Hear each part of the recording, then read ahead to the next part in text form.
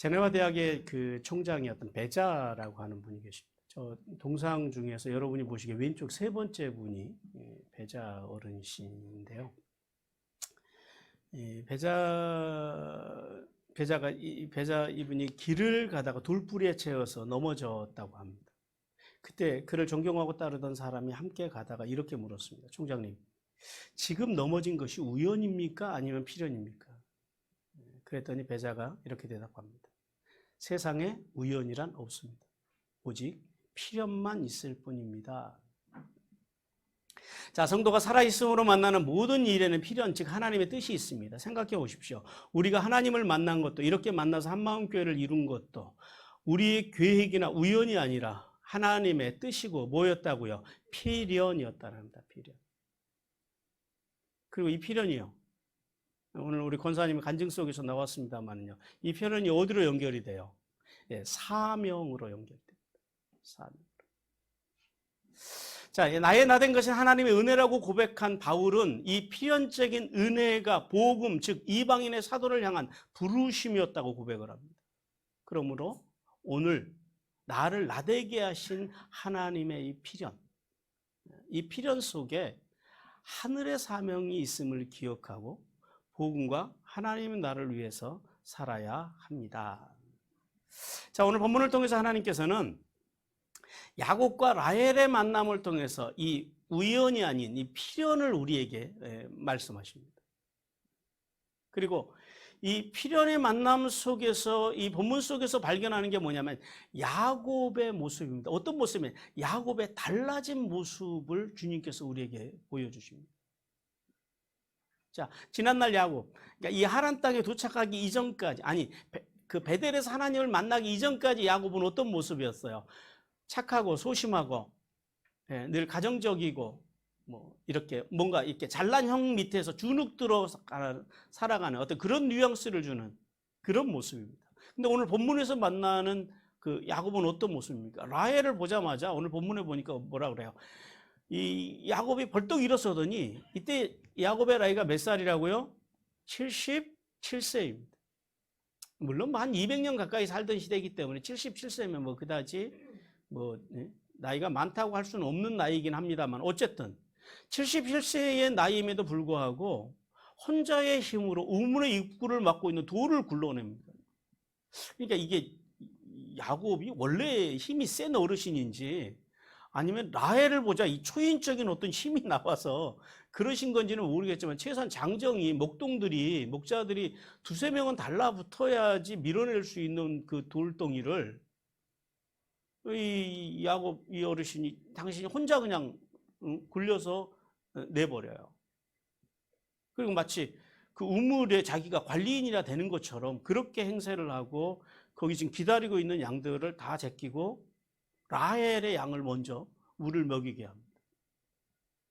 또한 그 뭐 당시에 이렇게 입맞춤으로 인사하는 것이 이상한 일은 아니지만은요, 처음 보는 라헬, 아가씨잖아요. 처음 보는 라헬에게 자기의 신분을 밝히지도 않고 가서 먼저 입을 맞춰 인사하고 나서야, 그리고 나서 자신의 신분을 밝힙니다. 자, 이 모습 속에서 우리는 어떤 모습을 발견합니까? 예, 높은 자존감의 야곱. 전에는 낮은 자존감으로 주눅들어 살던 그런 인생이 베델에서 하나님을 만나고요, 하나님의 언약을 받고 나더니 사람이 어떻게 바뀌어요? 예, 이렇게 적극적인 인생으로 바뀌더라. 이게 말씀이 이루는, 언약이 이루는 기적입니다. 자, 본문을 통해서 하나님께서는 오늘 우리에게 두 가지를 말씀합니다. 첫 번째 메시지 같이 읽겠습니다. 시작. 하나님께서는 만남을 귀히 여기는 성도들을 기뻐하신다. 하나님 어떤 사람들을 기뻐하신다고요? 만남. 우리 노사연 씨 노래 중에도 우리 만남은 우연이 아니에요. 노사연 씨가 그 노래 부르다가 이무송 씨 만난 거 아십니까? 노래도 잘 불러야 돼요. 또 반대로 조용필 씨는 창밖의 여자 부르다가 자기 전 부인하고 이혼하는. 자, 하나님께서는 오늘 이 9절 말씀에 보니까요, 양과 함께 오는 라헬에 대해서 말씀합니다. 자, 야곱이 목자들과 네 가지 질문을 주고받는 사이에 지금 누가 오고 있다고요? 우물을 향해서 라헬이 오고 있더라라는 거예요.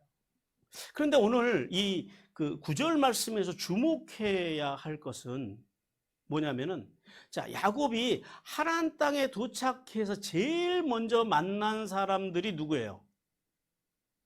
목자들. 그리고 그 다음에 지금 만나는 사람이 누구예요? 라헬. 근데 라헬의 이름의 뜻이 뭐라고요? 암양입니다. 암양. 암양. 그리고 라헬과 함께 오는 가축대를 만납니다. 그 참고로 본절에서 양이라고 번역이 돼 있잖아요. 우리 성경에는. 근데 이게 원래 양이 아니에요. 이게 그 히브리어로 촌이라고 하는 단어거든요.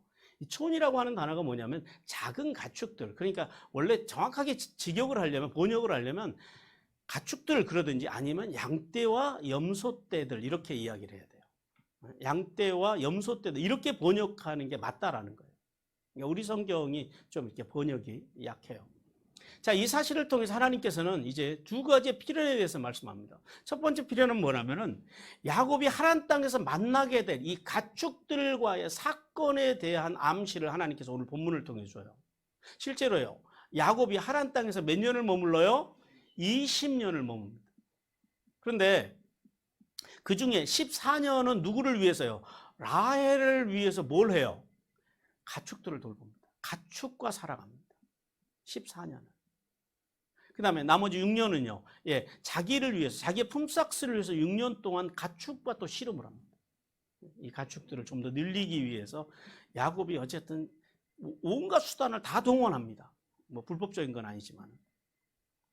성도 여러분, 하나님께서는 오늘 예화에 나오는 이 배자의 이야기나 또 하란 땅에 도착한 야곱의 이야기를 통해서 뭘 말씀하시는 거예요? 모든 사건 속에, 모든 만남 속에는 뭐가 있다고요? 필연, 즉 우연이 아닌 하나님의 뜻이 거기 있다라는 말씀을 오늘 우리에게 먼저 하고 계십니다. 그러므로 성도는 그 세상에서 살아있음으로 만나는 모든 일 속에서 하나님의 기뻐하시고 온전하시고 선하신 뜻이 있음을 깨달아야 됩니다. 그냥 우연히 어쩌다가 되는 게 없다라는 거예요. 그래서 성도들은요, 하나님이 선물로 주신 재능들, 그다음에 물질, 명예, 권력, 직분, 건강 등등등, 그것이 하나님의 뜻 안에서 사용되어져야 된다. 우리 마태복음 25장 23절 같이 읽겠습니다. 시작. 그 주인이 이르되 잘하였도다 착하고 충성된 종아, 내가 적은 일에 충성하였음에 내가 많은 것을 내게 맡기리니 내 주인의 즐거움에 참여할지어다. 야, 그러므로 성도는요, 하나님의 뜻 가운데 필연적인 만남과 사건이 있음을 기억하고, 이 사명은요, 이 사건은, 이 필연은 뭐와 연결이 된다고요? 사명과 연결된다는 사실을, 그걸 알아야 됩니다. 그걸 믿어야 됩니다. 그리고 하나님이 주신, 우리 안에 있는 주신 것들, 그 모든 것들을 동원해서 우리는 하나님의 교회와 생명, 즉 만나는 사람들마다 돕고 세우고 살리는 넘치는 삶으로 페이버, 그 페이버를 받기를 주님께서 원하십니다. 그 다음에 두 번째 필요는 영원한 연인 라헬과의 만남입니다. 오늘 본문에 보니까 그래요.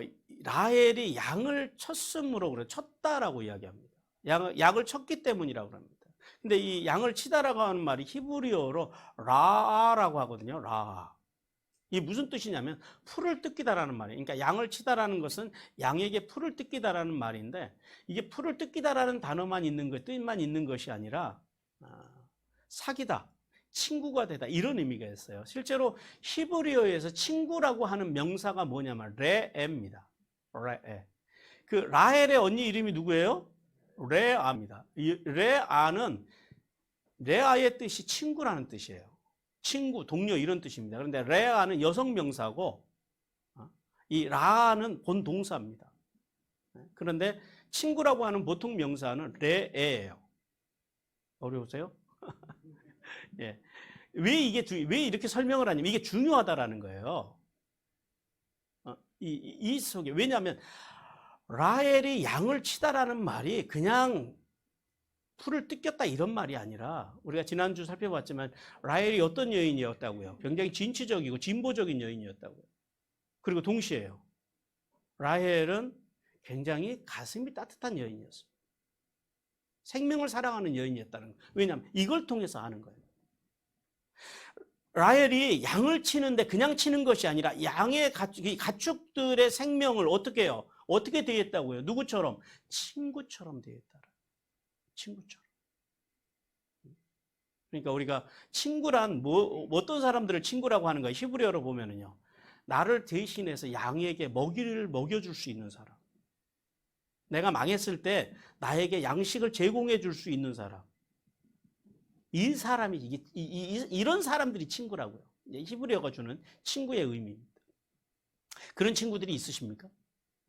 근데 라헬은 양들을 가축들을 그렇게 친구처럼 대하는 가슴 따뜻한 여인이었다고. 이 사실을 통해서 알게 되는 것은 뭐냐면 왜 훗날 하나님께서 라헬의 자식인 아들인 요셉을 통해서 이 이스라엘 민족을 세우는 기틀을 마련했는지를 주님께서 알게 하신다라는 거예요. 보잘것없어 보이는 이 양의 가축들, 가축의 생명들까지도 친구처럼 귀히 여겼던 그녀의 따뜻한 마음이 누구에게로 흘러가요? 요셉에게로 흘러가요. 요셉의 또 다른 이름이 뭔지 아십니까? 애굽식으로 사브낫 바네아입니다. 이 사브낫 바네아가 무슨 의미를 갖냐면은 생명의 부양자라고 하는 의미를 가져요. 근데 이 요셉이 생명의 부양자로 자라기까지, 생명을 귀히 여기는 사람으로 자라기까지 누구의 영향일까요? 예, 자식은 절대 부모의 작품입니다. 성도 여러분, 하나님께서는 필연적으로 이 라헬과 같이 생명을 사랑하는 성도들과 그의 후손들을 통하여 하나님의 구원의 역사를 이루어 가시고 그들에게 복을 주기를 원하신다는 사실을 깨닫기를 원하십니다. 그러므로 성도들은요, 예수 그리스도를 믿는 사람들은 아무리 보잘것없고 연약한 생명일지라도 함부로 대해서는 안 된다. 어떤 사람들은 그 생명의 무슨 신적인, 그래서 생명을 사랑하는 것이 아니라 우리는요, 그 생명 하나하나를 귀히 여기는, 왜? 다 하나님의 창조의 작품이더라. 그래서 생명을 함부로 하지 않는 그런 신앙을 통해서 그런 라헬과 같은 이 따뜻한 마음으로 자신을 사랑하듯 이웃을 사랑하는 그런 하나님 보시기 좋은 삶, 그 삶으로 하나님의 페이보의 복을 받는 복된 성도들이 되기를 주님께서 원하십니다. 계속해서 10절 말씀을 보니까요, 라헬을 만나는 야곱에 대해서 말씀합니다.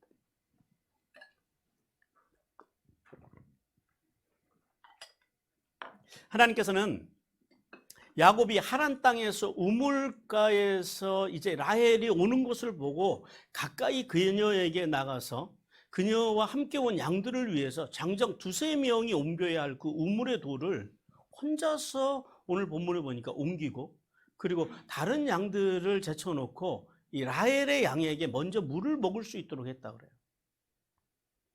자, 본절을 통해서 주님께서는 우리에게 두 가지를 말씀하시는데, 첫 번째는 뭐냐면 같이 한번 읽어봐요. 시작. 첫 번째는 언약의 신실하신 하나님을 다시 알게 하신다. 뭘 알게 하신다고요? 언약의 신실하신. 왜 여기서 언약의 이야기가 나오냐면, 오늘 10절을 잘 보십시오. 거기 보면 외삼촌이라고 하는 단어가 3번이나 나옵니다. 한 절 안에.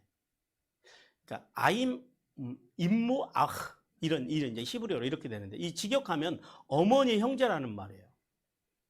어머니 형제, 즉 하나님께서는 본절에서 이 외삼촌이라는 단어를 3번을 계속해서 반복하세요. 한 절에서.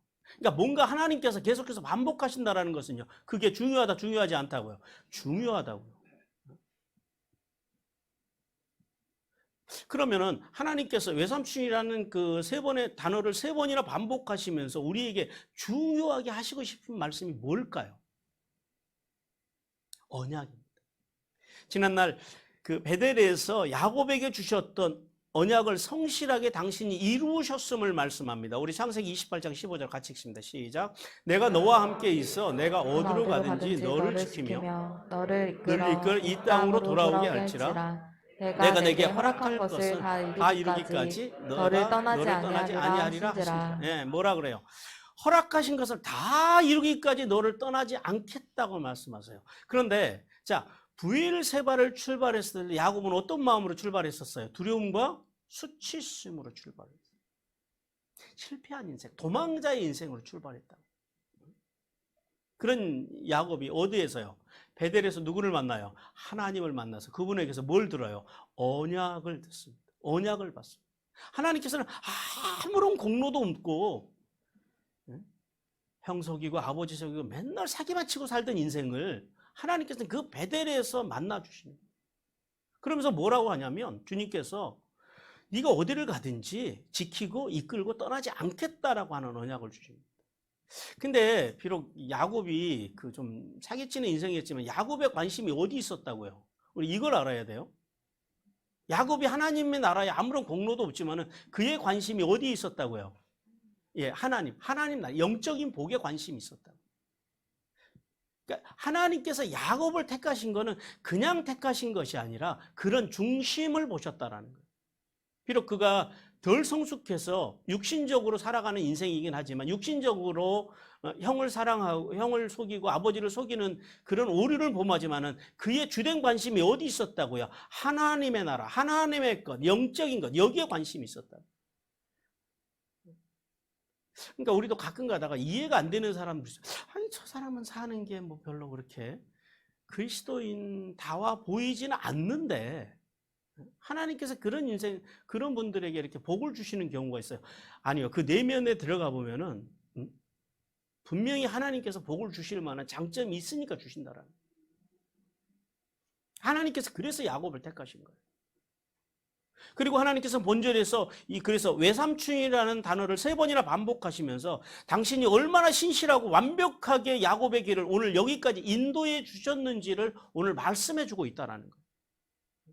그리고 뿐만 아니라 그 땅에서 그 우물에서 지금 누구를 만나요? 함께 구속사를 이어갈 구속사의 중심이 될 요셉의 어머니가 될 누구를 만나요? 라헬을 만나는 만남까지 하나님께서 주시더라.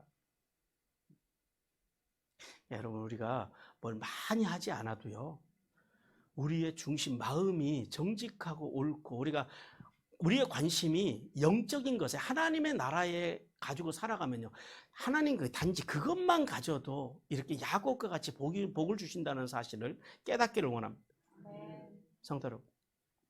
하나님께서는 이 사실을 통해서 하나님의 언약, 즉 예수 그리스도의 십자가의 은혜를 믿으면 영원히 하나님 나라의 상속자가 될 것이라는 사실을 믿는 성도들에게 주실 복에 대해서 말씀합니다. 디도서 3장 7절 같이 읽습니다. 시작.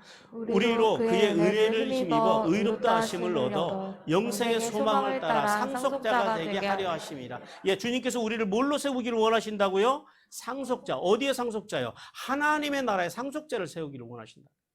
그러므로 성도는 하나님의 말씀 안에서 여전히 부족하고 연약한 인생이지만 하나님의 사랑으로 오신 예수 그리스도를 믿으면 그 사랑 안에서 실수 없이 인도하시는 하나님의 보호하시는 은혜를 받을 수 있다는 사실을 깨닫기를 주님께서 원하십니다. 그리고 그것을 깨달았을 때 성도는 비로소 세상 속에 나가서 야곱과 같이 높은 자존감을 가지고 당당하게 살아갈 수 있음에 대해서 오늘 주님께서 깨닫기를 주님께서 원하십니다. 그다음에 두 번째는 평생의 연인인 라헬을 우물가에서 만납니다. 자, 우물이라고 하는 단어가 히브리어로 베르거든요. 이번에 그 성지 가서 이제 거기 가서 그 공부한 사실입니다만은 원어 성경에 보니까 이 물과 관련된 단어가 성경에 4단어가 나오더라고요. 4단어가. 첫 번째는 뭐냐면은 마임이에요. 우리 개역 개정 성경에서는 주로 물로 번역이 됐습니다. 그러니까 성경에서 물로 번역된 그 단어들은 다 마임으로 생각하시면 됩니다. 근데 이 마임이 뭐냐면 샤마임이 하늘이거든요. 샤마임, 하늘에서 내리는 물을 마임이라고 그래요. 빗물을 말합니다. 빗물. 그래서 이 빗물을 살아있는 물, 생수라고 그래요. 살아있는 물을 생수라고 그래요. 우리 지하에서 나오는 것도 생수라고 그러잖아요. 근데 이 이스라엘 사람들은 이 성경에서는 그걸 생수라고 그래요. 그러니까 레위기에서 주님께서 살아있는 물, 생수를 가지고 목욕을 하라고 그러잖아요. 이게 다 빗물입니다. 그래서 이 빗물이 귀하니까 그 유대인들이 이제 빗물 매프로 그 다음에 뭐 이렇게 흐름을 몇 프로 이렇게 섞어서 목욕하면은 거기까지는 인정해 주자 하고 자기들이 이렇게 또 법을 만들기도 했다 그래요. 근데 어쨌든 이 마임은 굉장히 중요한 물입니다. 생명수입니다. 그래서 이스라엘 사람들은 이 하늘에서 그 1년에 2달 비가 내리거든요. 우리 이번에 성지답사를 갔는데, 아유, 참, 하여튼 비가 매일 내려요. 그러니까 이스라엘에서도 그렇게 비가 내리는 경우가 없대요. 근데 우리는 귀찮은데 이스라엘 사람들은, 그 땅에 사는 사람들은요, 그게 은혜의 비입니다. 그 비가. 그리고 그렇게 비가 많이 내리는 경우가 흔치 않답니다. 근데 희한한 건 차를 타면 비가 안 오는데 차에서 내리기만 하면 비가 와요. 그래서 우리가 은혜의 비를 몰고 다니는 사람들.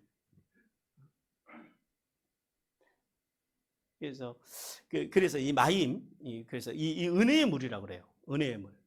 이 비를. 그 다음에 두 번째는 마얀이랍니다. 마얀. 이 마얀은 뭐냐면은 샘물이에요. 어떤 샘물이냐면 그냥 자연에서 사람이 어떤 수고도 없이 그냥 자연에서 그냥 흘러나오는 물들이 있어요. 그냥 솟아나오는 물들.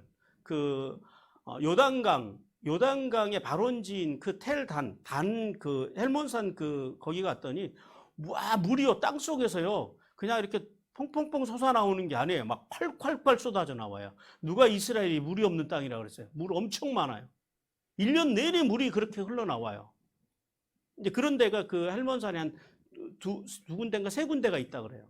그 물이 모아져서 그 강 세 개가 모아져서 이게 이제 요단강을 이루어서 갈릴리로 가고 갈릴리에서 사해까지 가는 거예요. 1년 내내 물이 콸콸콸콸 쏟아져 나와요. 이제 동영상을 한번 보여주면 좋겠습니다. 이걸 마얀이라고 그래요. 샘물. 그래서 우리 성경에서는 주로 샘물로 번역을 했어요.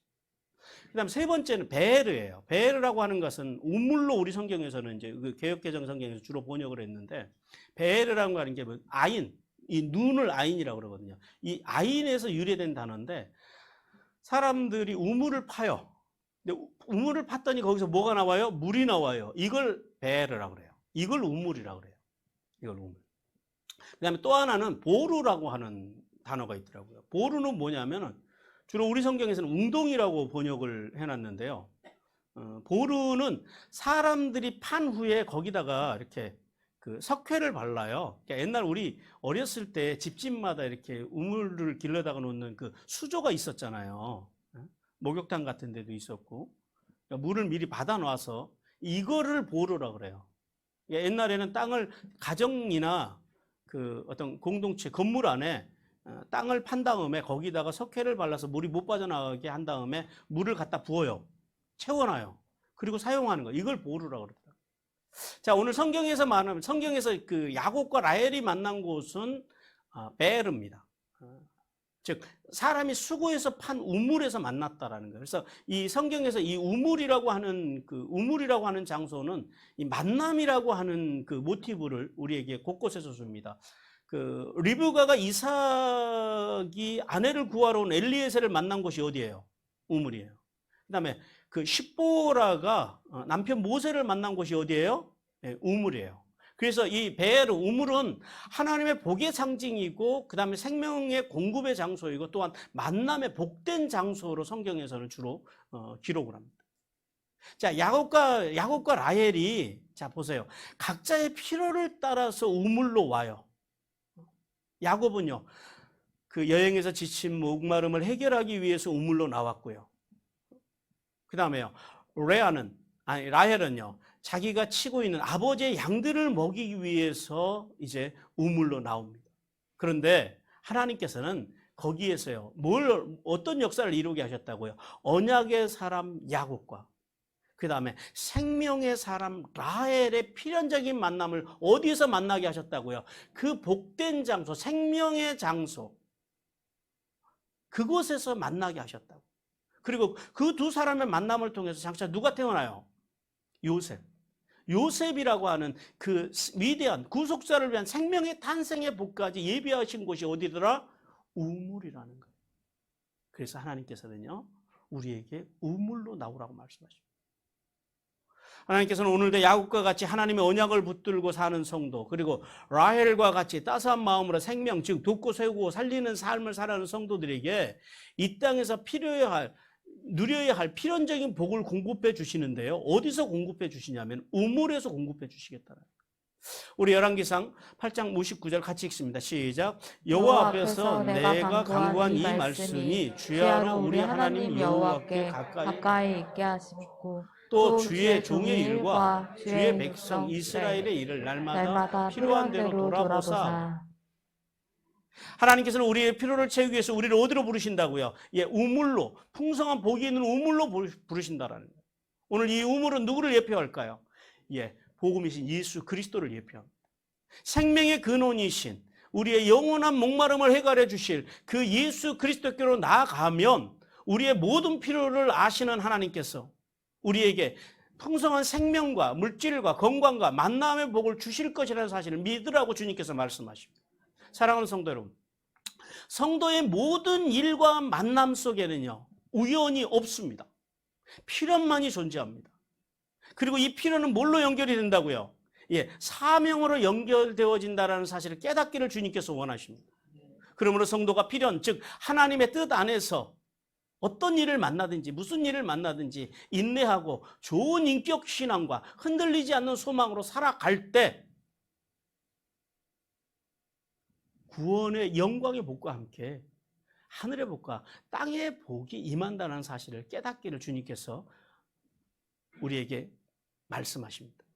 자, 두 번째 메시지 같이 읽습니다. 시작. 하나님께서는 감사함으로 그리스도의 몸인 교회를 세워나가는 성도들을 기뻐하신다.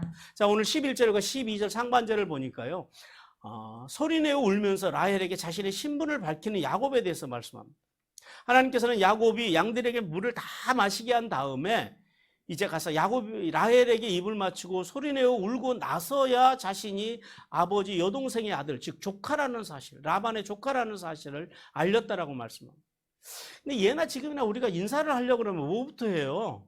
자신의 신분을 먼저 밝히고 그리고 나서 인사를 하잖아요.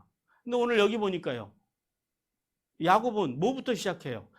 자기의 신분을 밝히지도 않고 가서 인사부터 해요. 그리고 펑펑 웁니다. 자, 여러분, 이 울음의 의미가 뭘까요?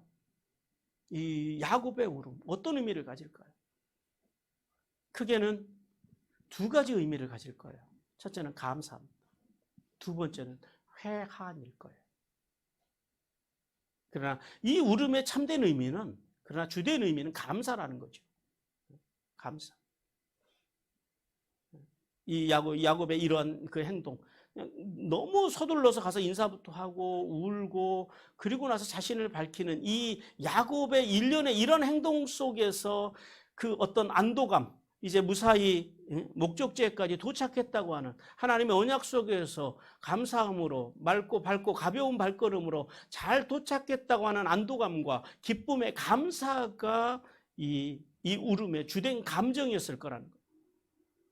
야곱은 라헬을 만나자 지난날 두려움과 수치심으로 형 예서를 피해서 도망가다가 베델에서 하나님을 만나서 언약을 받고 그리고 800에서 한 1000km 정도를 여행해서 드디어 그 하나님의 보호하심 속에서 무사히 목적지에 도착했다는 사실을 라헬을 만나고 나서야 실감하게 됐다라는 거예요.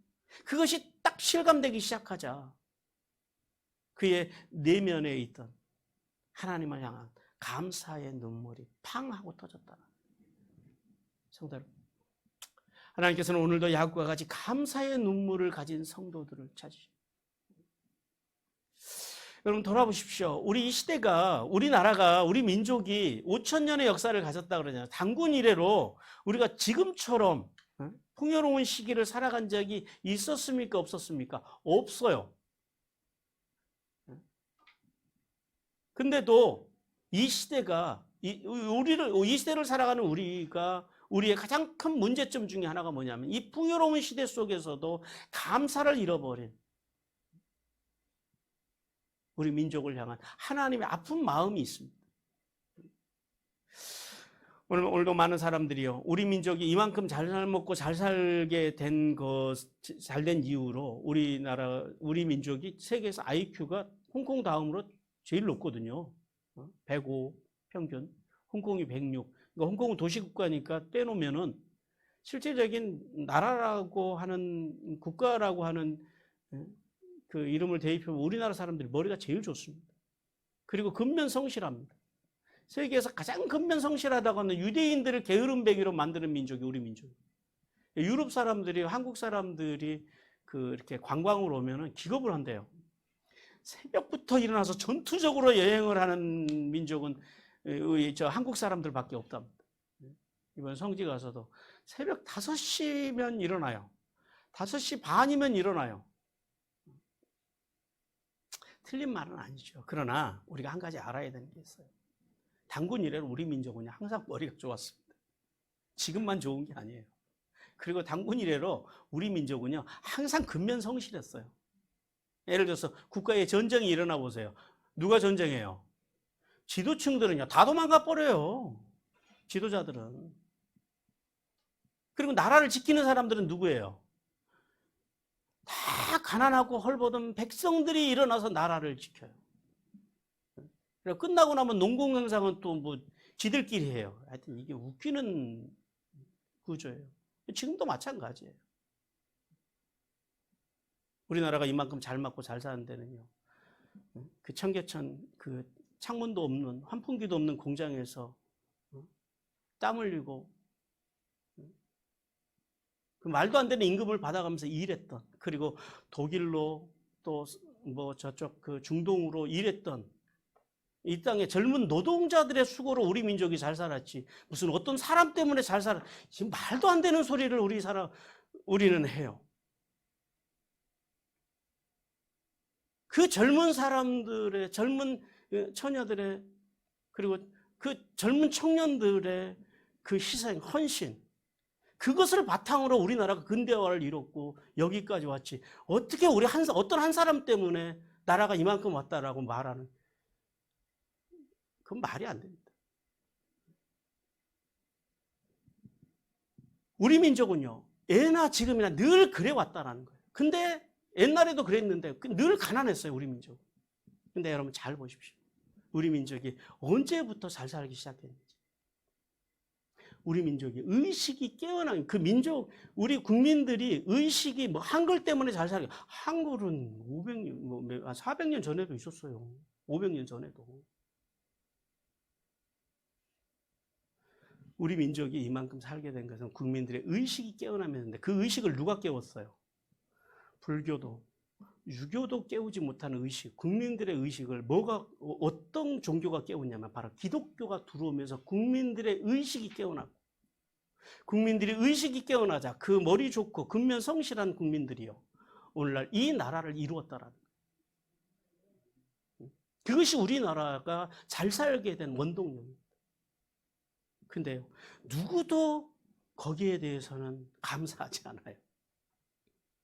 그리고 예로부터 계속해서 우리 민족은 똑똑했고 근면 성실했는데 그런 것만 가지고 우리가 이만큼 잘 살게 되었다고 이야기를 합니다. 그래도 또 그나마 그 교회도 마찬가지예요. 교회도 한국 교회가 이만큼 부흥한 데는요, 기도도 많이 하고 11조를 잘 드리고 모이기를 힘써서 부흥했다고 말해요. 근데 지금은 안 모이나요? 옛날보다 우리는요, 인구가 많아졌기 때문에 기독교 인구 훨씬 더 많은 사람들이 모이고 훨씬 더 많은 기도를 하고 11조를 드리는 교인들도 훨씬 더 많아요. 근데요, 우리가 지난 코로나 사태를 지나고 나니까요, 지금 한국 교회 30%가 빠져나가 버렸다. 코로나 기간 동안에 성장한 교회는 지금까지 제가 아는 한 우리 교회밖에 없습니다. 우리 교회는 시작하자마자 코로나 터졌잖아요. 코로나 기간 동안에 우리가 이만큼 여기까지 왔다라는 거예요, 우리는. 근데 대부분의 교회들이 오늘 교회 오면서 보니까 어떤 교회 프랭카드 보니까 다시 시작으로 이렇게 썼더라고요. 이제 다시 시작해야 될 만큼 한국 교회가 지금 망가져 있다는 거예요. 왜요? 여러분, 교회가 성장하고 한 나라가 성장하는 데는요, 거기에 가슴이 있어야 돼요. 어떤 가슴이요? 따뜻한 가슴. 어떤 따뜻한 가슴이요? 감사의 가슴이 있어야 됩니다. 오늘 한국 사회의 문제는요, 감사가 인색하고 감정이 메말라 버렸다라는 거예요. 오늘날 이 시대가요, 자식들이 부모의 희생과 은혜에 대한 감사가요, 옛날 같지 않아요. 옛날에 가난했을 때는 어떻게든지 희생과 헌신해 주신 부모님의 은혜에 감사하고 그분들을 평생 모셔야 된다라는 게 부모 자식들의 마음이었잖아요. 근데 지금은 어때요? 부모도요, 돈이 없으면 자식들이 안 모셔요. 어떤 어르신은 딸이 셋인데도요, 아들이 하나인데 모실 자식이 없대요. 근데 그 어른의 문제가 뭔지 아세요? 돈이 없어요. 돈이 단돈 5천만 원만 수중에 있었어도 자식들이 아마 그 부모님을 잘 모셨을 거예요. 며느리들이 서로 모시려고 할 거예요. 돈이 없어서, 돈이 없으면 부모도 모시려고 하지 않는 그런 비참한 세대, 감사가 잃어버린 세대. 국민들은요, 국가에 대한 감사가 없어요. 그리고요, 위정자들은요, 국민들에 대한 감사가 없어요. 서로 그냥 경제적으로 어떤 이득을 따라서 이용만 하려고 하지 참된 감사를 잃어버린 이 세대. 교회는 어떻습니까? 우리의 감사는요, 우리는 그래도 교회는 그래도 감사를 많이 하는데, 그러나 그 감사의 본질로 들어가 보면 이것도 심각해요.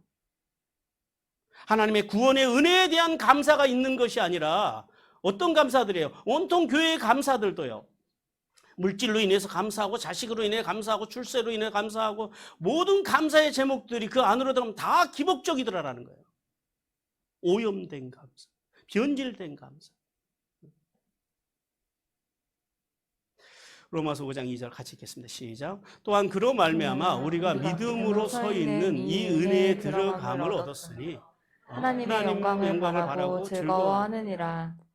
성도의 감사는 하나님의 은혜에 들어감을 얻은, 하나님의 영광을 바라보는, 그 구원의 영광을 바라보는 감사가 제일 크다라는 사실을 깨닫기를 주님께서 원하십니다.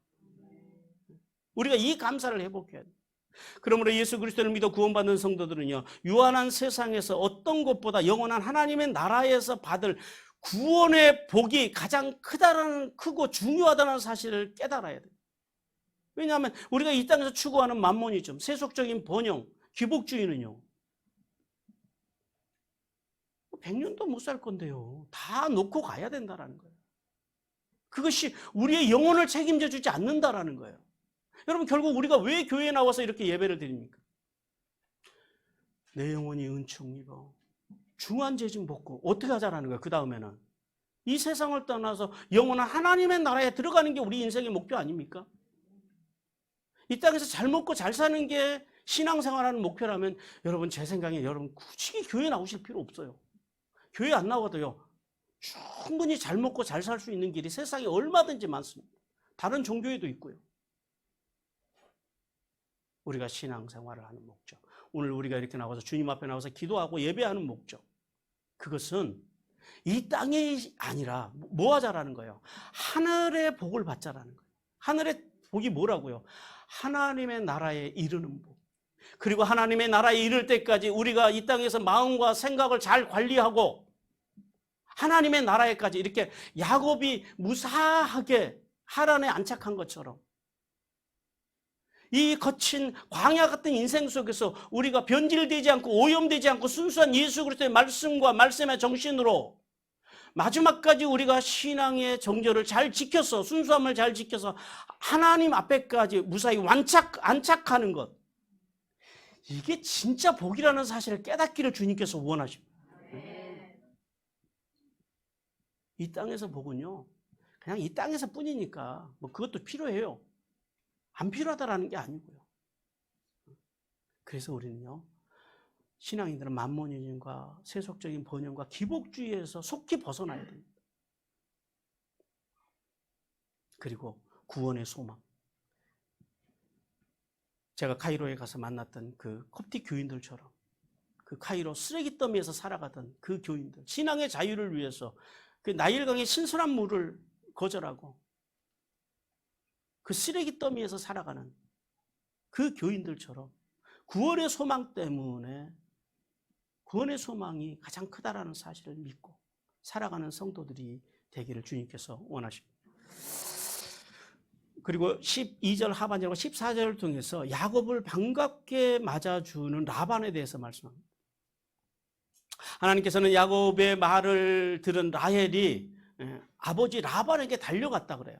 그런데 라반은 그 소식을 듣고 조카의 소식을 듣고 우물로 반갑게 달려와서 맞이해 줍니다. 근데 이 라헬이 있는 이 그 우물서부터 그러니까 라헬의 짐까지는 상당한 거리였을 거예요. 그러니까 우리가 이 사실을 통해서도 뭘 알 수 있어요? 라헬이 얼마나 적극적인 여인인지를 알게 한다는. 딱 듣자마자 그냥 그 길로 얼마가 될지도 모르는 그 길을 달려가는 거예요.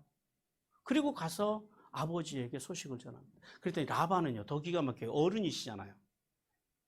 상당히 연로하셨을 거예요. 왜냐하면 지금 리브가와 라반이 헤어진 지가 지금 몇 년이냐면 97년입니다. 97년. 뭐 예를 들어서 뭐 30대, 40대 헤어졌다 그래도 지금 나이가 130세 뭐 이 정도 될 텐데 그 나이에도 지금 조카 소식을 듣자마자 그 우물까지 또 달려와요. 그리고 와서 맞아줍니다. 이 97년 만에 사랑하는 여동생의 아들과의 만남. 그래서 라반은요, 최고의 기쁨으로 조카 야곱을 맞아주고 자기 집으로 인도합니다. 그랬더니 야곱이요, 그동안에 참 야곱이 성격이 좋은 사람이에요. 그동안에 있었던 이야기를 콜콜 삼촌한테 가서 다 해요. 오늘 성경에 보니까 그래요. 모든 일을 다 이야기했다 그래요. 본인이 형을 아버지를 사기치는 일부터 시작해가지고 중간에 오면서 베델에서 하나님을 만난 일과 여러 가지 지금까지 오면서 그 모든 과정들을 쭉 이야기를 합니다. 근데 여기서 우리가 이제 생각해야 될 건 라반의 반응이에요. 불편한 이야기들이잖아요. 좋은 이야기가 아니잖아요. 그냥 단순히 결혼을 하기 위해서 온 야곱도 아니잖아요. 지참금도 없어요. 그리고 무슨 종을 데리고 온 것도 아니고 호를 단신으로 도망자로 온 그 야곱. 그 야곱을 대하는 라반을 보라라는 거예요.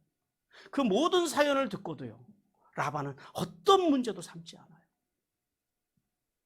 도리어요.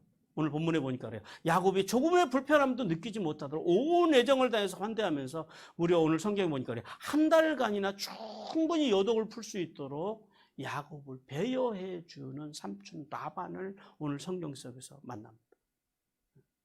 성도 여러분, 하나님께서는 야곱을 환대하는 이 라반을 통해서 교회가 연약한 성도들 그리고 나그네들을 어떻게 영접해야 되는지, 성도들이 주변에 불편한 사람들을 어떻게 대해야 되는지에 대해서 말씀합니다. 여러분, 교회가 뭡니까? 교회는요, 그리스도의 몸입니다. 우리 에베소서 1장 23절 같이 읽습니다. 시작. 교회는 그의 몸이니 만물 안에서 만물을 충만하게 하시는 충만이에요. 충만함이니라. 교회는 그리스도의 몸으로서 교회가 해야 될 역할은 뭐예요? 만물까지 복음으로 돕고 세우고 살리는 사명을 감당해야 된다고. 그럼 복음이 뭐예요? 복음이 예수 그리스도. 복음은 하나님의 사랑으로 오신 예수 그리스도가 복음입니다. 그러니까 교회는 뭘 해야 돼요? 예수님께서 십자가로 이루신 이 구원의 역사, 교회는 세상 속에 뭐 돈을 주고 뭐 병을 고쳐, 물론 그런 사역들을 더 해야 됩니다만은 교회가 주로 주되게 해야 되는 일은 뭐냐면 예수님께서 십자가로 이루신 구원의 역사, 즉 예수 그리스도를 믿으면 영원한 하나님의 나라에 이른다고 하는 이 소망. 그러니까 구원의 영광이, 구원의 소망이 이 땅에서 가장 큰 소망이라, 이 세상 어떤 물질과 명예와 권세와도 바꿀 수 없는 것이라는 사실을요, 교회가 이것을 세상에 전해줘야 된다라는 거예요. 근데 안타까운 것은 교회가요, 다 만몬화돼가지고 교회가 더 물질적이고 교회 다니는 사람들이 더 야박하고 교회 사람들이 더 좁아요. 오늘 투표합니다만은 여태까지 투표하고 사고 안 난 교회를 저는 본 적이 없어요. 우리 교회도 분명히 날 거예요. 어느 방향으로 어떻게 날 것인지가 이제 그게 이제 기대가 돼요.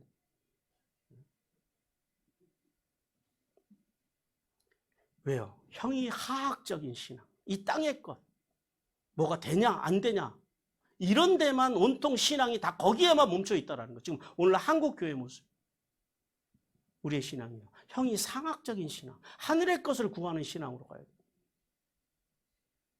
오늘 여러분이 안 되면 거기에도 하나님의 뜻이 있습니다. 이걸 받아들일 줄 아는 신앙으로 가야 되는데 우리 한국 교인 중에 이걸 받아들이는 신앙으로 가는 교인들이요. 생각보다 몇 명 안 돼요.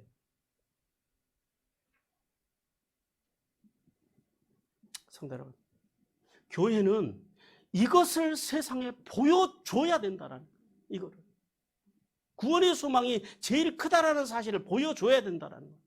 이 땅에서 좀 가난하고 좀 병약하고 뭐 투표에서 떨어지기도 하고 뭐 사업이 망하기도 하고 병들기도 하고 그런 것과 상관없이 내 안에 있는 구원의 소망 때문에 그 환난이 와도 내가 인내하게 되고 뭐 이를 악물고 막 참는 것이 아니라 구원의 소망 아무 가치가 없기 때문에 그냥 이까짓 거 하면서 넘어가고 또요. 연단 우리 성경에서는 뭐 로마서 5장에서는 연단이라고 그랬습니다만 그 번역이 이게 좀 약해요. 이게 좋은 인격입니다.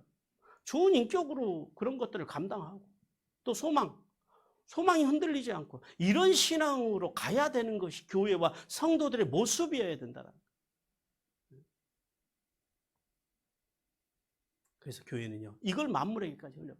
그러기 위해서는 교회가 열린 마음, 성도들이 열린 마음을 가지고 하나님의 사람들을 환영하고 품어야 됩니다.